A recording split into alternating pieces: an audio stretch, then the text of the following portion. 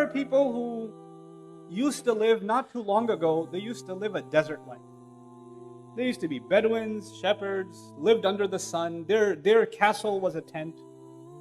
And then they came into wealth. And when they come into wealth, they become like, they make Fir'aun look humble, man. They have this like God complex. Like I met somebody, amazing. You met someone in the Muslim world, very wealthy man. Just ran into him at the airport. He just recognized me. Anta ala YouTube? I was like, yeah. We start talking. And I was on my flight back to America, and he asked me where I'm from. I said, I'm from America. And he's, oh, those guys, they're our servants. What? Excuse me?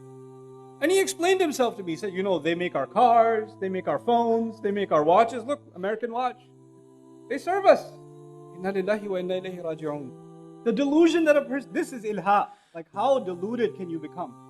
How distracted can you become? That this is all your life amounts to now. There is such a thing as balance. You know, even in the Quran, Allah Azza wa Jalla talked about lahu. One of the most interesting ayat on the subject is in Surah Luqman. Allah Azza wa Jalla says, وَمِنَ النَّاسِ مَنْ يَشْتَرِي لَهْوَ الْحَدِيثِ لِيُضِلَّ عَنْ سَبِيلِ اللَّهِ. Very interesting ayat. He says, among people, there's somebody who purchases distracting kind of speech to misguide from Allah's path. It's a complicated statement. First of all, he purchases distracting kinds of speech. And why does he purchase it? To misguide from Allah's path. Now what does this all mean? Ibn Abbas radiallahu ta'ala anhuma interpreted that ayah as music. Okay, so he said distracting speech is what? Music. And some have looked at that and said that as a result music is haram, etc., etc. I'm not here to give you a fatwa, but I do want to tell you the context of that statement of Ibn Abbas radiallahu ta'ala anhuma. Quran used to be recited. People used to get affected by the Quran. The Quraysh could not come up with any alternative. So they came up with a strategy. لا تسمعوا لهذا القرآن وألغوا فيه لعلكم تغلبون. Don't listen to this Quran. Create distraction when it's being recited so you can win. So you can dominate. So they paid women to sing and do like a in the middle of the street concert. So anybody who was listening to the Quran say, hey, there's a concert happening. And then you just go there and start listening to the song. The Quran comments on this entire story and says, among people, there is someone who purchases distracting speech so they can misguide from Allah's path. Not so they can be misguided, so they can misguide others from Allah's path. This is the next step of lahu.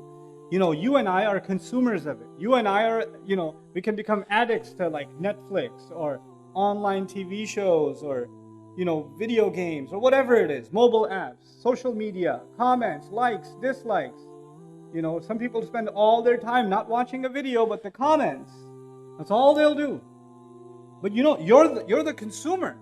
But there are those who created this to keep you busy. They keep you busy.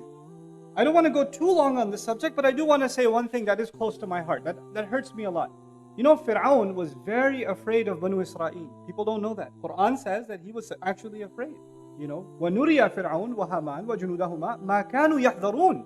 They used to be afraid. Why? Because they had the Banu Israel were oppressed. They were treated like slaves. They were beat up, tortured. If you have enough young men who see their mother being pushed, their sister being harassed, and they're treated like garbage, and there's enough of them, they're going to eventually have a revolution. He was afraid of a revolution. So he used to kill the baby boys every other year.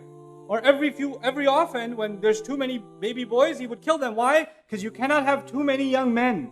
Because if you have too many young men, they'll have a lot of ghira, self-respect. They might rise and there might be a revolution. He was afraid of that. He needed to keep the population under control.